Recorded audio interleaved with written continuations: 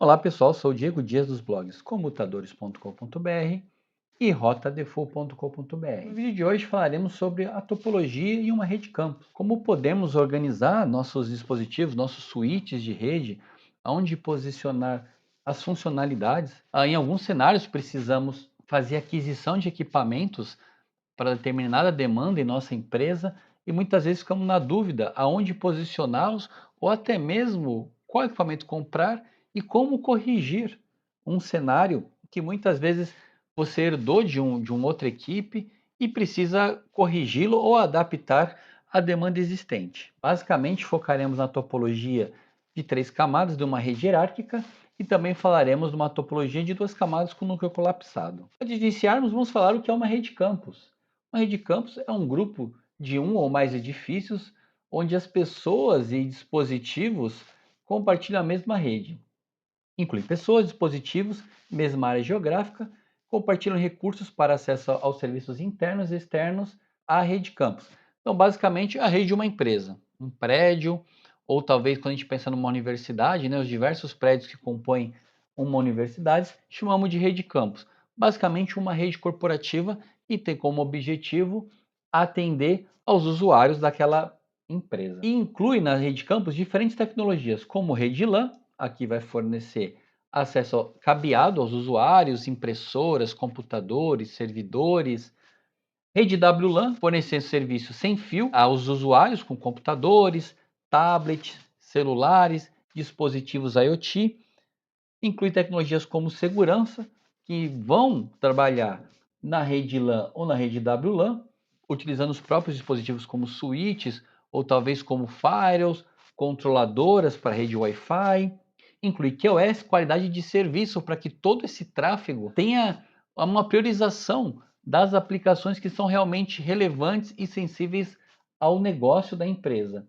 E também inclui o gerenciamento dessa rede, de forma que a sua equipe de operação, consiga administrar as mudanças, né, necessárias para o correto funcionamento da rede. E o foco principal de uma rede campus é o foco no acesso dos usuários à rede. Antes de falarmos do design da rede, eu vou citar aqui as melhores práticas. Os primeiros pontos que endereçam uma rede hierárquica, né, uma rede de uma rede campus, né, é a entrega legítima dos pacotes da origem ao destino. Então, basicamente, temos que pensar na constância do atraso, né, o delay e o jitter, que é a variação desse atraso, é muito importante porque alguns tipos de aplicações, como voz e vídeo, precisam dessa constância. A confiabilidade também inclui os links, os switches, roteadores, firewall, a entrega das aplicações, servidores, storage e outros sistemas que devem ser confiáveis na comunicação do cliente com o servidor, né? Da aplicação com o servidor onde a aplicação está hospedada ou no recurso que vai ser solicitado pelo usuário. Quando a gente fala de escalabilidade, é a habilidade de adicionar, modificar ou remover partes ou todos de um sistema sem grandes impactos, toda a topologia da rede. Você pode trabalhar com termos como scale up, onde você aumenta os recursos de um dispositivo, como por exemplo, pensando num switch, num roteador, adicionar memória, CPU, as line cards, né, se o switch ou roteador for modular, né, as placas adicionais que você adiciona, ou scale out, onde você consegue adicionar equipamentos, né, basicamente naquela sua topologia. O sistema escalável também deve gerenciar a sua complexidade, porque você precisa gerenciar essa rede, né? Ter a sua equipe para administrar, que seja objetivo, e conforme aumenta a escalabilidade, né, você pode tornar essa rede complexa e para a sua equipe aquilo pode se tornar não gerenciável, né? O que afetaria inversamente a escalabilidade. E a escalabilidade a gente tem que pensar em protocolos e tecnologias para a escalabilidade daquela rede. Também temos que pensar nos custos. Os custos geralmente são um ofensor aos projetos. Se quebrarmos os custos dos componentes, podemos ter eles como OPEX e CAPEX, né? O OPEX basicamente refere-se aos custos operacionais, como também suporte, manutenção, atualizações, banda, energia. E no CAPEX são os custos de aquisição dos equipamentos. Um bom desenho de rede fornece equipamentos com longo ciclo de vida e proteção do investimento, que vai acabar resultando agilidade e transformação dos negócios da empresa, traz inovação também e reduz os riscos dos custos. A gente pode falar no TCO ali, que é o custo total de propriedade, né? Que envolve os custos de aquisição, instalação, integração e configuração, custos de operação, custos de manutenção e custos de suporte. Muitas vezes temos que tentar adaptar os custos à realidade da empresa. Então, podemos pensar no melhor cenário para o funcionamento dos negócios, mas isso sempre vai esbarrar no custo, que vai proporcionalmente afetar o tipo de equipamento que você vai trabalhar, ou o fabricante, as funcionalidades que você vai implementar naquele equipamento e alta disponibilidade daquele serviço, em como você vai trabalhar isso. Temos também a flexibilidade, que é a habilidade do desenho da rede se adaptar às mudanças de rede que podem ser planejadas ou não, né? Uma rede pode se tornar flexível como uma construção modular. Isso significa dividir a rede por funções ou limites, facilitando a escalabilidade e a operação para a continuidade dos negócios. E temos também a alta disponibilidade, né? Que é a característica da rede se adaptar e manter a disponibilidade dos serviços e recursos, né? Então, desenhar a rede de forma que ela se torne disponível, minimizando o tempo de falha ou aumentando drasticamente a disponibilidade por meio de implementações redundantes, simples, desde de equipamentos de rede, cabeamento, usos de protocolos, né, funcionalidades que permitem que a rede ela esteja o máximo de tempo disponível para acesso aos recursos importantes ao negócio da empresa. Quando a gente está falando de design hierárquico, né, de uma rede campus, basicamente vamos focar na camada core, na camada de distribuição ou agregação e a camada de acesso. Podemos ter também uma camada superior à camada core, onde a gente tem switches para interconexão WAN. Essa interconexão WAN pode estar conectada ou não à camada core, né, onde você vai ter uso de alguns equipamentos, como por exemplo roteadores, para troca de roteamento entre operadoras, né, usando as mais diversas tecnologias, como o BGP ou um IGP como o SPF, por exemplo, MPLS, BGP VPN, alguns equipamentos de segurança e o acesso estendido, que dependendo do negócio da empresa ou da topologia, você pode ter camadas abaixo da camada de acesso, onde configuraria ali um acesso estendido. Focando especificamente na camada de acesso, basicamente ela vai atender aos padrões, né, de acesso, oferecendo conexões de 10, 100 mil ou padrão multigigabit, né, o 802.3BZ, onde ele pode fornecer utilizando cabeamento Cat5e, Cat6, Cat6A para cima, a velocidades como 2.5 gigabits por segundo ou 5 gigabits por segundo. Também faz conexão da rede cabeada para a rede wireless, onde você pode conectar um access point. E a partir daí, você pode oferecer para a rede WLAN, né, a rede sem fio, né, os padrões Wi-Fi, né, até o padrão atual, Wi-Fi 6 ou Wi-Fi 6E para o fornecimento de faixas no 6 GHz para Wi-Fi, conectando o access point. E o access point são grandes utilizadores do padrão 802.3BZ para atendimento, né, às demandas que hoje o Wi-Fi consegue entregar muito mais que 1 GB na rede cabeada, e aí precisa de tecnologia com 802.3BZ. Tá? Também tem design flexível, espalhamento de VLANs por todo o campus, então posso ter um cliente com uma VLAN no switch 1 e um outro cliente na mesma VLAN no switch 4. Demanda atenção especial para a prevenção de loops, então, a utilização de protocolos para prevenção de loops, né? Eliminando o máximo possível que haja hubs na rede. Então, você bota um switch lá na camada de acesso para que tenha mecanismo de prevenção de loops, diminuição de domínios de colisão que os hubs trazem e controle também do domínio de broadcast com a utilização de VLANs. É um ponto para aplicação de políticas e controle de acesso. Basicamente, estou falando aqui de 802.1x, onde você pode autenticar a máquina do usuário, né? Uma vez que uma rede sem 802.1x basta um usuário conectar um computador numa porta do switch sem nenhuma configuração de segurança, que aquela máquina vai pegar um endereço IP da rede e pode ter acesso aos recursos da rede, né? Então, a utilização de 802.1x, você força que o usuário autentique a máquina. Isso pode ser transparente com o usuário através de autenticando as credenciais do AD dele, através de certificado digital, né? Geralmente você vai ter um servidor de controle de acesso na sua rede para poder dar o accept ou reject dessas solicitações de 802.1x, fazer a devolução dessa resposta em alguns cenários indicando a VLAN que aquele usuário vai conectar, indicando ACLs para a porta, indicando padrões de QoS, e você também pode transpor essa autenticação 802.1x para autenticar os usuários da rede Wi-Fi. E também atribuindo as políticas adequadas, criando a mesma política para o usuário da rede cabeada ou para a rede sem fio e assim por diante. E também efetuando configurações de marcação de pacotes ou preferência, como por exemplo, para o caso de aplicações VoIP, aplicações de vídeo e assim por diante.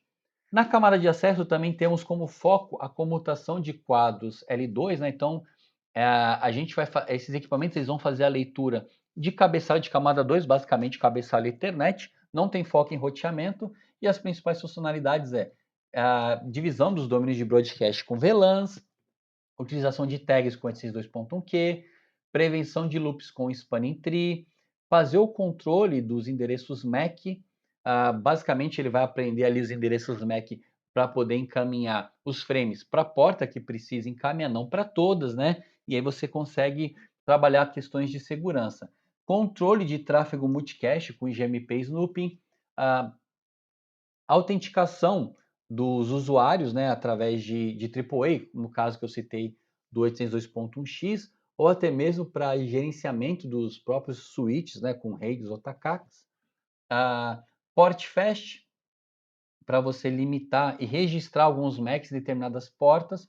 Controle de tempestade de broadcast, colocar um limitador ali para determinados tráfegos no unicast, tráfegos broadcast, tráfegos unicast, trazendo segurança, né, com 802.1x, como eu citei anteriormente, para autenticação do dispositivo dos usuários, a lista de controle de acesso, caso você queira desse nível, e aí você pode ter ACLs, podem ser configuradas para leitura de cabeçalho IP, né, para leitura de informações de TCP ou DP, para leitura de informações de camada 2, como endereços MAC, COS, né, Class of Service, que é o QoS quando o quadro é tagueado.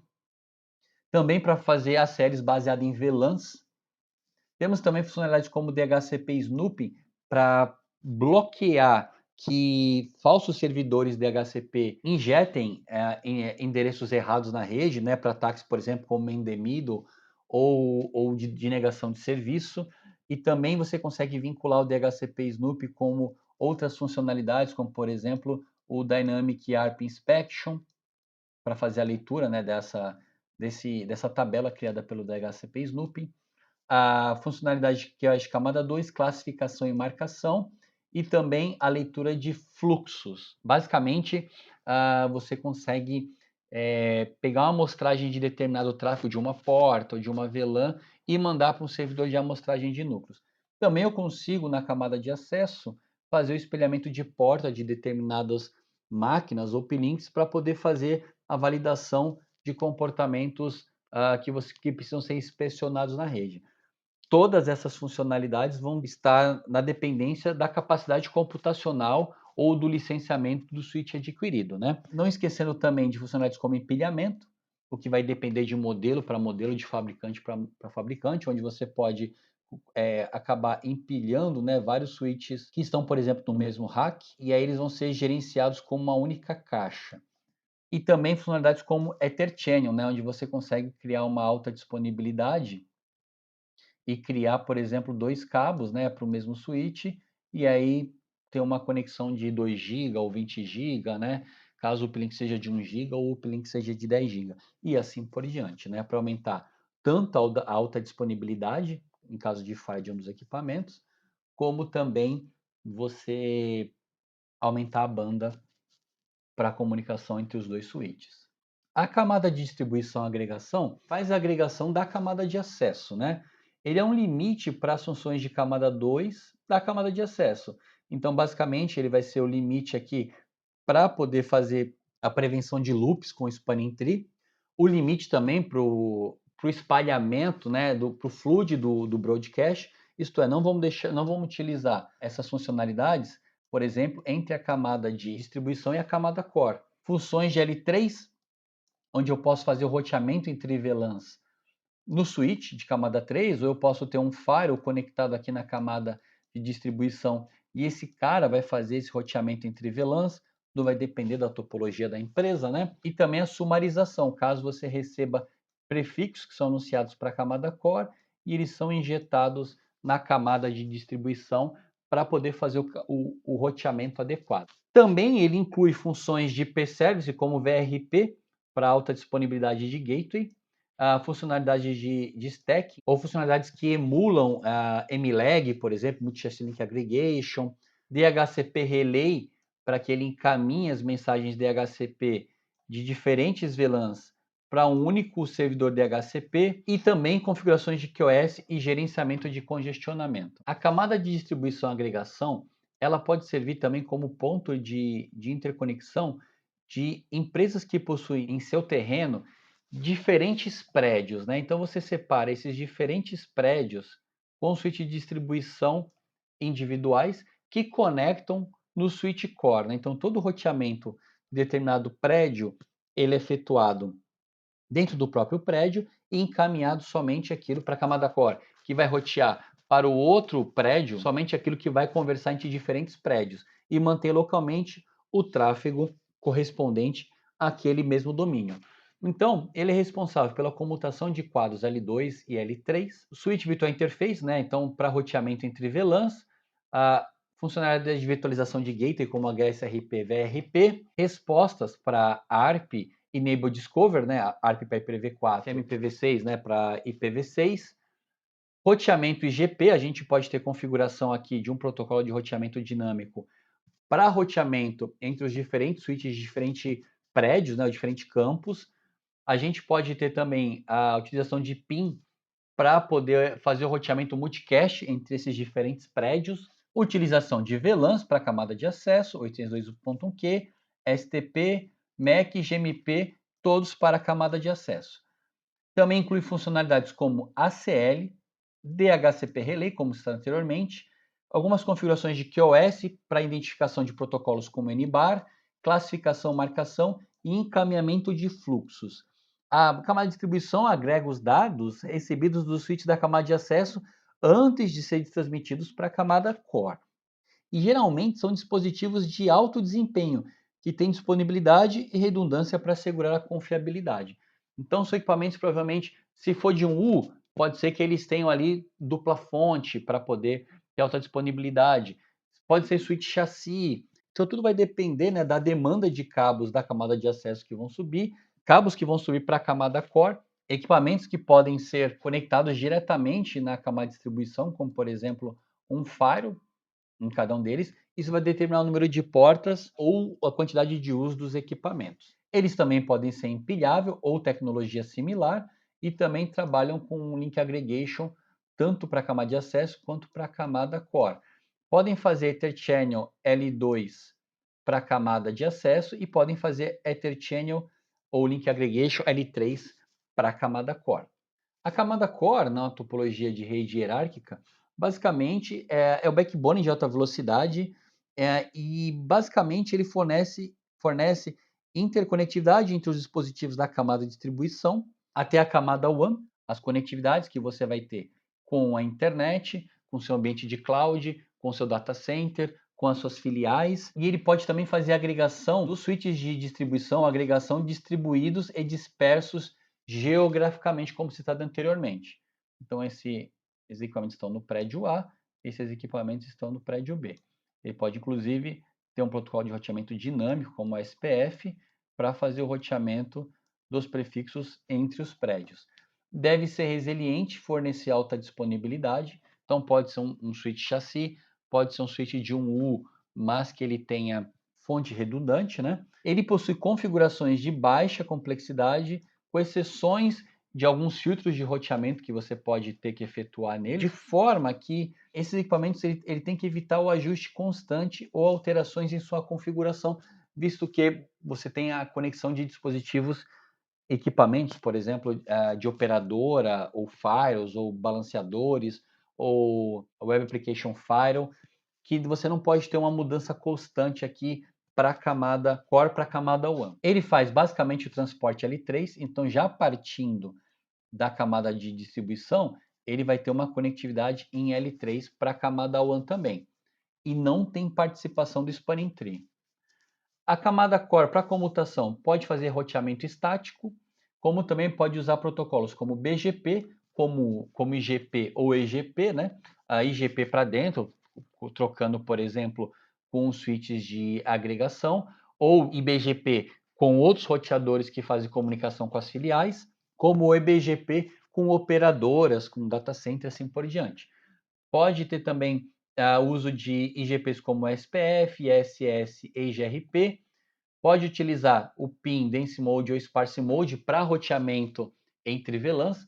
Pode fazer o uso de VRFs para roteamento do tráfego ou isolamento de determinados serviços publicados, ou ambientes de teste, ou ambientes de homologação e assim por diante, que se estende, pode se estender da camada Core até a camada de acesso. E também Policy Based Route, para você fazer o direcionamento de determinado tráfego, mudando o padrão normal do roteamento, que é baseado no destino, podendo ser o roteamento baseado em aplicação, baseado na origem e assim por diante. Inclui funcionalidades como ACLs para filtro ou para route map, QoS, usando tecnologias como WRED, Class Based Wayfair Queue, Traffic Shaping, Priority Queue, e também pode fazer a coleta de fluxo, né, com o uso de protocolos como SFlow, NetFlow ou IPFix. E também pode, em certa medida, também trabalhar com stacking ou tecnologias similares.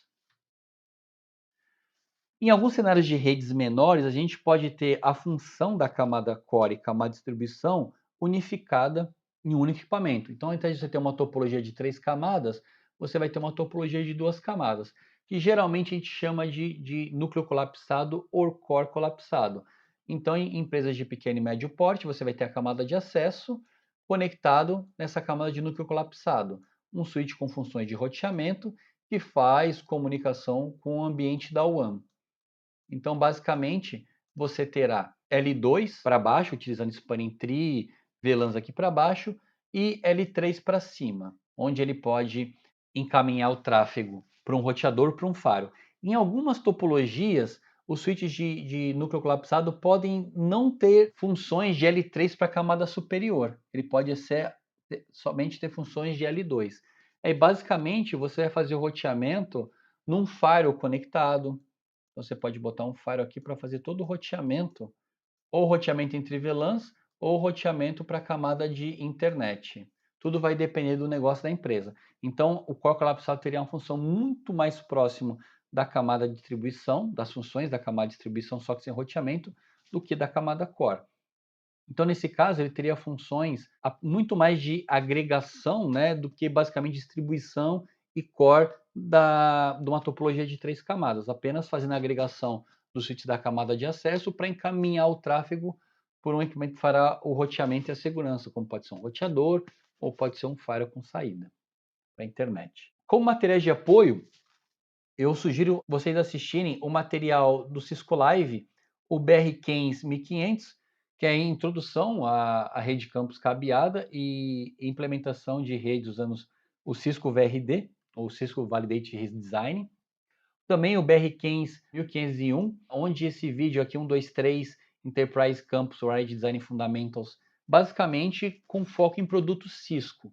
Mas dá para aprender bastante também, fazer a transposição, caso você tenha uma rede de outros fabricantes como Huawei, Aruba, Interas e Juniper, e fazer a tradução. Tem bastante conhecimento nesses dois vídeos do Cisco Live. O material do Ergun, Network Design e Architecture. Faz parte do material do CCIE dele e tem algumas dicas valiosas ali também nesse material para design de redes. Se você sentiu falta de algum item ou de algum ponto ou quer fazer algum acréscimo no vídeo, deixa aqui nos comentários. Vai ser de grande valia, acredito que possa acrescentar no debate. A gente tem cenários múltiplos, né? Cada empresa com as suas necessidades. Eu acredito que a topologia de 3 camadas e a de 2 camadas descrita nesse vídeo, ela é padrão, né? E a partir daí, caso você tenha alguma especificidade na sua empresa, no negócio da sua empresa, você pode fazer a sua adaptação, né? mas basicamente ela é a padrão que você vai encontrar nos materiais acadêmicos, nos materiais de certificação ou de melhores práticas dos fabricantes. Para mais informações, acesse comutadores.com.br e rotadefull.com.br. Se você gostou do vídeo, deixe um like, se não é inscrito, se inscreva. E obrigado por assistir o vídeo até aqui. Até o próximo vídeo, pessoal.